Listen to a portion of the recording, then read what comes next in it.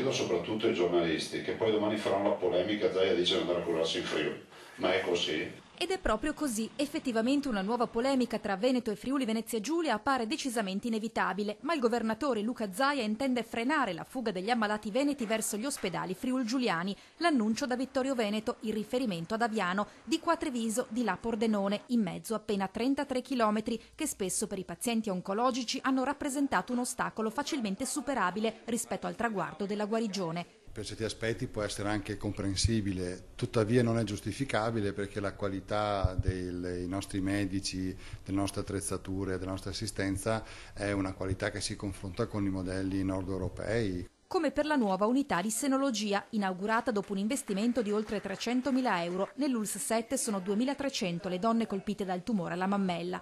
Abbiamo circa oltre 4.000 visite ambulatoriali all'anno e oltre 400 interventi per patologia mammaria.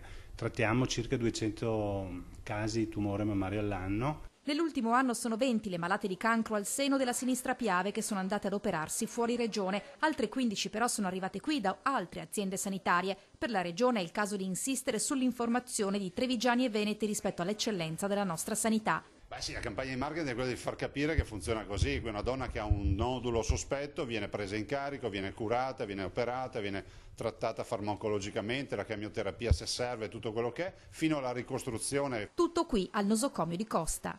Quindi basta voci di chiusura per questo ospedale, adesso è certo. Se qualcuno avesse avuto qualche dubbio, credo per fortuna ce lo sia tolto del tutto.